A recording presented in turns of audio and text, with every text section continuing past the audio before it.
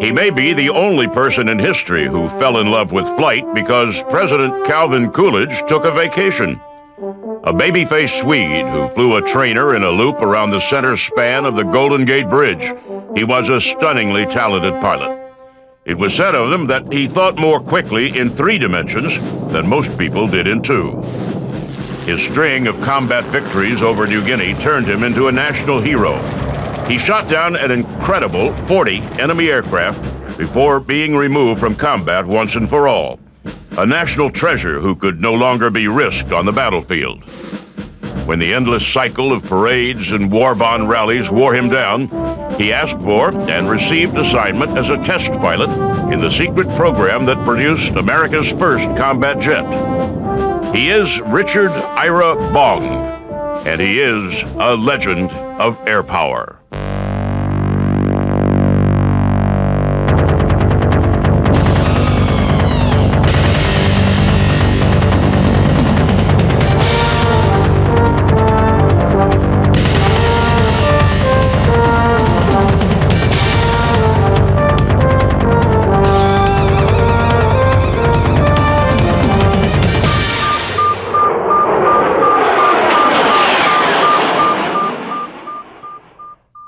Richard Ira Bong was born September 24, 1920 in Superior, Wisconsin. Superior is a small town at the western tip of Lake Superior and about as far north as you can be in Wisconsin without being in Minnesota.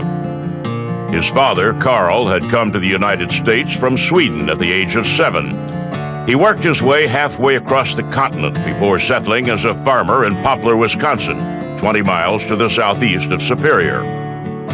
Carl Bong married Dora Bryce and settled in to start a family.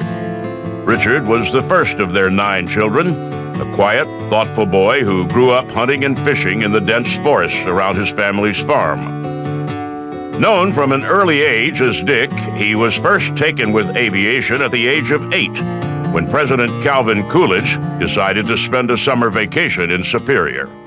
And every day the mail would be delivered by a courier, air courier, and Richard saw the plane going over every day, and I think it just fascinated him, and I think that was the start of his love affair with aviation, and it just built from there.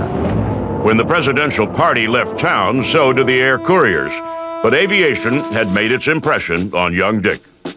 He contented himself with building model airplanes and dreaming of the day when he would learn how to fly. He played basketball, baseball, and hockey. He was a fisherman and hunter, played clarinet in the school band, and was active in the local 4-H club. He was, like almost everyone else in Poplar, a Lutheran, and he sang tenor in the choir every Sunday morning at Bethany Lutheran Church.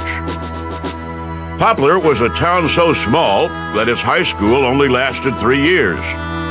To complete his senior year and make himself eligible for college and the civilian pilot training program, he commuted 44 miles round trip every day to Superior.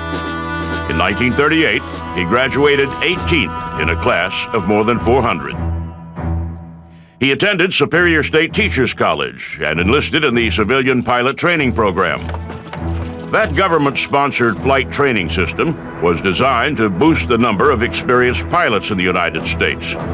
The government justified the program based on the growing need for airmail and commercial pilots.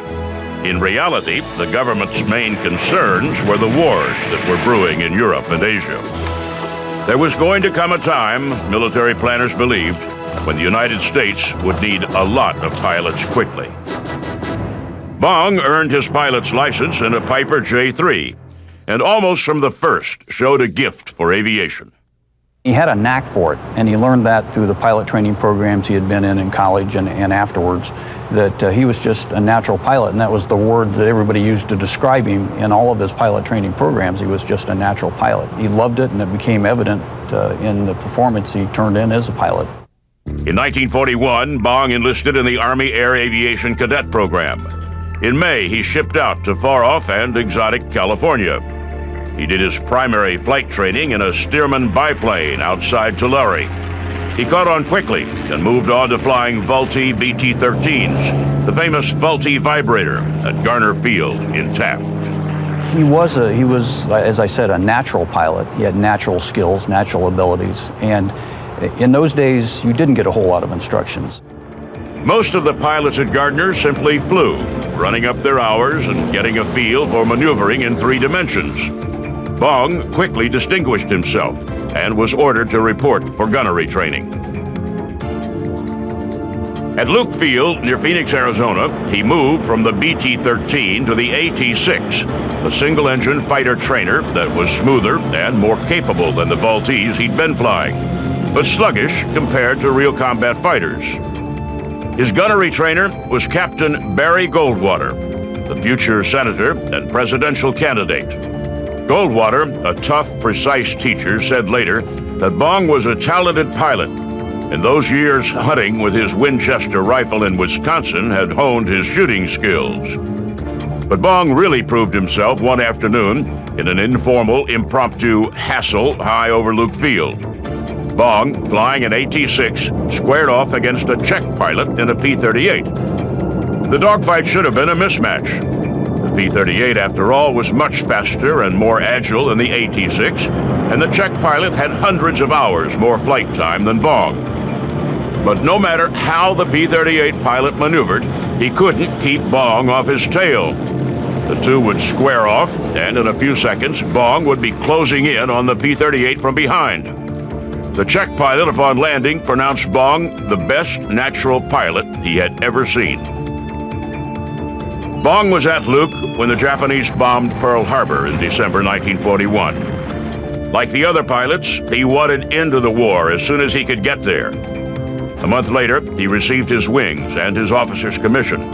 But rather than sending him into combat, the Army kept him at Luke as a gunnery instructor. Dick Bong's war seemed to end before it had started. For almost 6 months after the American entry into World War II, Second Lieutenant Dick Bong was stuck stateside. As a gunnery instructor at Luke Field in Arizona, he trained other young fighter pilots and then watched as they departed for points unknown overseas. In May 1942, however, the Army Air Force assigned Bong to Hamilton Field in San Francisco. There, pilots were learning how to fly the new Lockheed P-38 Lightning fighter. The P-38s were big, fast, and had proven themselves unsuitable for combat in Europe. The cooling systems for the plane's twin engines froze up at low temperatures common at altitudes over Europe. The pilots training in P-38s at Hamilton all understood where they were headed: the Pacific. After arriving at Hamilton, Bong quickly came to the attention of Major General George C. Kenney, commanding general of the 4th Air Force. Bong was both a gifted pilot and an incorrigible hot dog. On training flights, he liked to dip down low and buzz San Francisco's downtown. Showing off for the civilians seemed to be his greatest joy in life, and it got so bad that General Kenney put out an official order that such antics would not be tolerated. Well, as most pilots are prone to do, he disregarded that instruction and, in fact, went out and did a couple loops around the middle span of the Golden Gate Bridge, went down Market Street waving at the secretaries as he was buzzing through town, and had gotten so low that evidently he blew down somebody's laundry. And that woman actually filed a complaint with General Kenney. Kenney knew, of course, that Bong's juvenile clowning was not altogether a bad sign. There's a long tradition of cocky fighter pilots indulging their whims. Indeed, Kenney knew that confidence and spirit were traits necessary for fighter pilots to survive in combat. Still, he was a general, and generals have to at least attempt to keep a lid on their pilots. He disciplined Bong regularly, making him wash, dry, and fold the laundry he had blown off the clothesline, for example. But he also took note of the young pilot's enormous skills in the air. He actually spotted the spark, I think, when he called him on the carpet in his office. I don't know what he was expecting when this pilot walked in the door, but here comes this, average size 5'8", blonde-haired, baby-faced Swede who appeared to be scared to death that he was going to lose his wings. Bong's passion for flight so impressed Kenny that when General Douglas MacArthur chose Kenny to set up the 5th Air Force Base in the Southwest Pacific, Kenny made sure that Bong was one of the first pilots sent to his new base in Australia. He arrived in September, springtime in the Southern Hemisphere.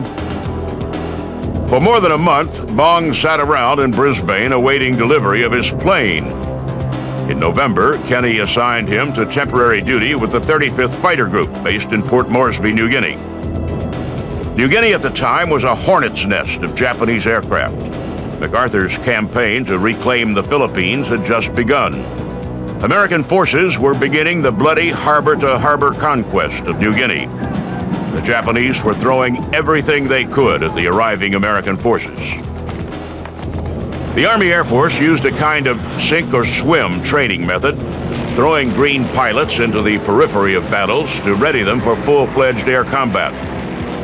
Flying under the careful tutelage of an experienced combat pilot, Captain Tom Lynch, Bong flew long patrols and skirted air battles for nearly a month, learning from Lynch the best tactics for fighting in a P-38.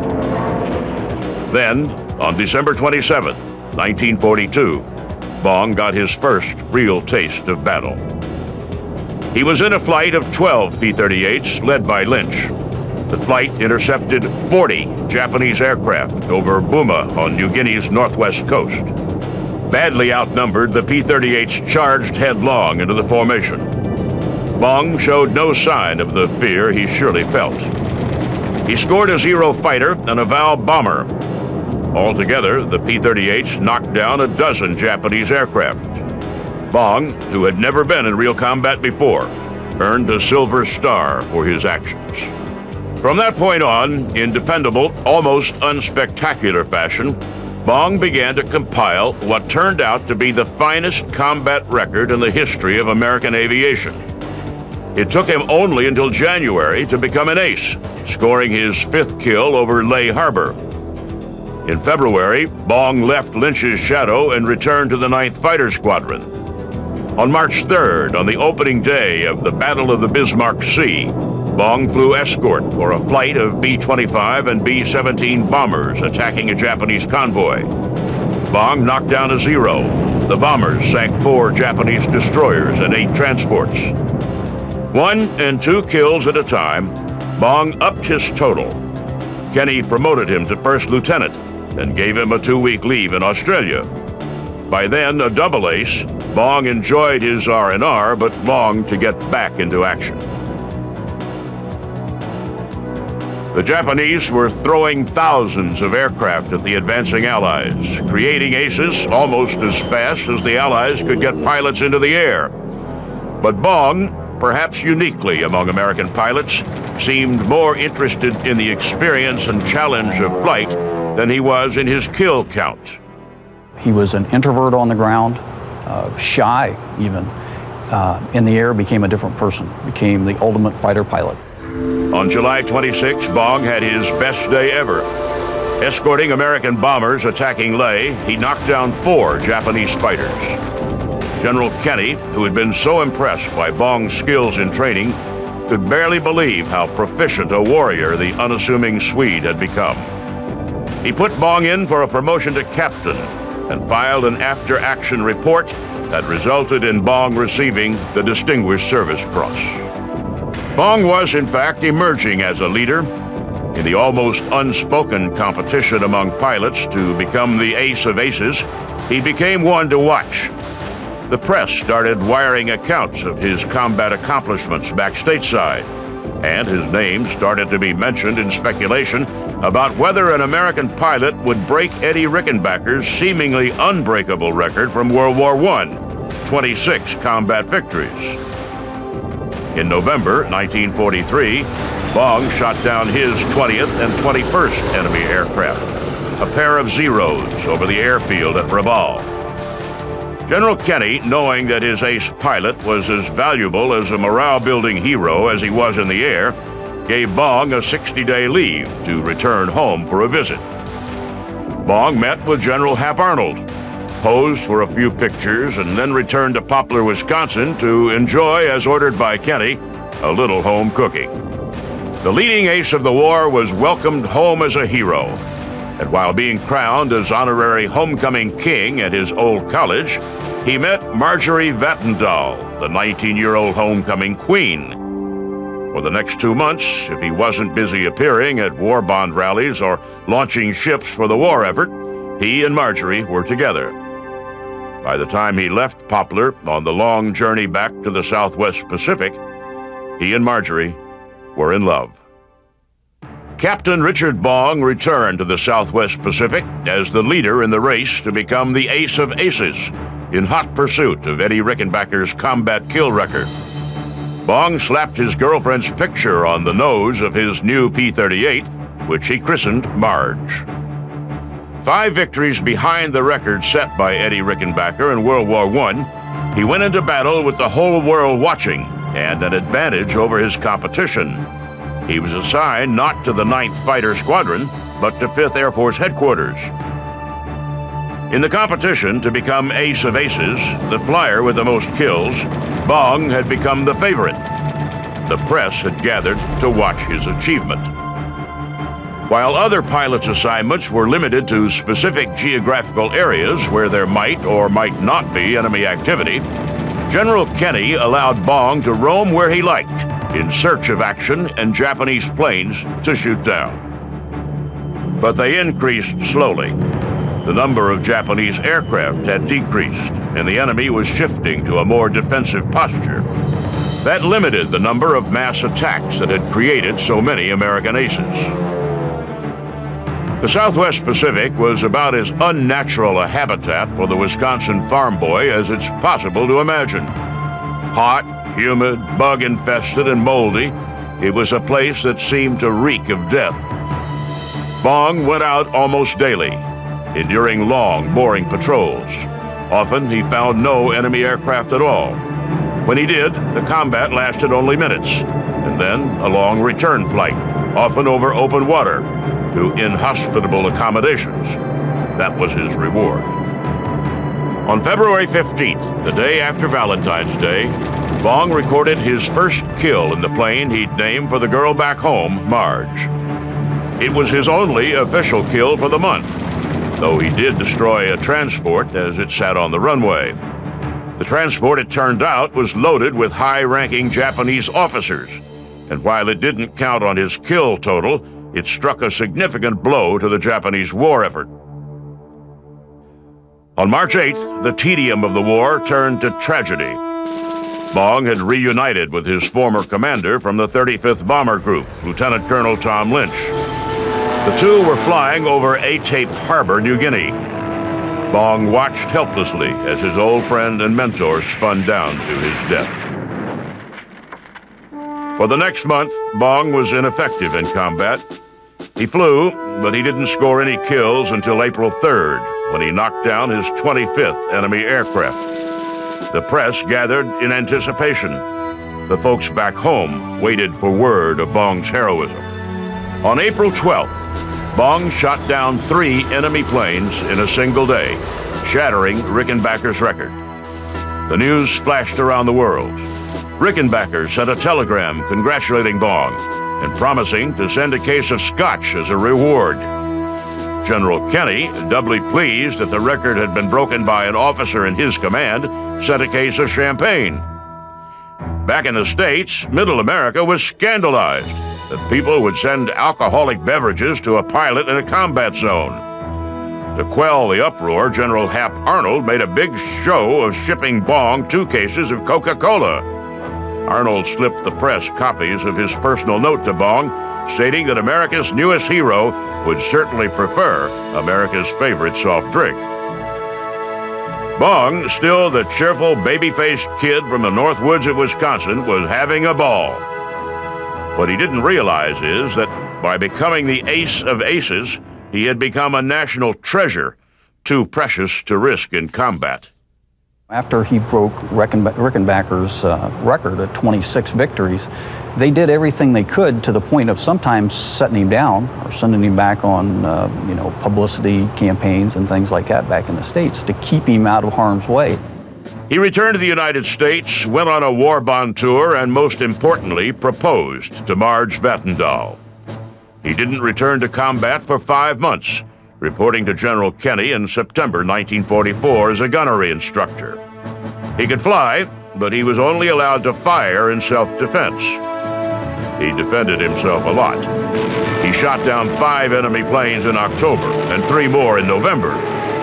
Kenny suggested to General Douglas MacArthur that Bong ought to get the Congressional Medal of Honor. MacArthur agreed and forwarded Kenny's request up the chain of command. In December, Bong went to Tacloban to receive the Congressional Medal from General MacArthur himself. In December, Bong shot down 4 more planes, bringing his total to 40. General Kenny, who had bent every rule to keep Bong flying, once and for all, pulled him out of combat. He shipped his favorite pilot back home, armed with a personal letter to General Hap Arnold and 6 bottles of Coca-Cola for the flight. Bong arrived back in the United States on New Year's Eve, 1944. He went to Washington, met with Hap Arnold, and participated in what seemed like an endless stream of public appearances, including a press conference with Eddie Rickenbacker. He broke away in February and returned to Wisconsin. There, in the Concordia Lutheran Church, he and Marge married. After his honeymoon, Bong received the plum assignment of flight testing the P-80 Shooting Star, the first American jet. He made 11 flights in the P-80, immersing himself in the theory and engineering of jet engines. On August 6th, he pointed the nose of his jet down the runway for his 12th flight. The plane rolled down the runway perfectly, but as it rose into the air, the engine flamed out. Here's a guy that had, 200 missions, combat missions in the Pacific, shot down 40 enemy airplanes, was shot at on a daily basis, won the Congressional Medal of Honor, comes back to what's supposed to be a relatively safe stateside job, and dies in an accident on takeoff in an experimental airplane, the P-80, in California. Dick Bong, the ace of aces, died the day the Enola Gay dropped the atom bomb on Hiroshima. His death, which would have made headlines almost any other day of the war, made barely a ripple in the public consciousness on that particular day. The bomb had dropped. The war Bong had fought in so heroically was about to end. As the whole world prepared to celebrate the end of World War II, Poplar, Wisconsin mourned. In tiny Poplar Cemetery, Dick Bong came home for good.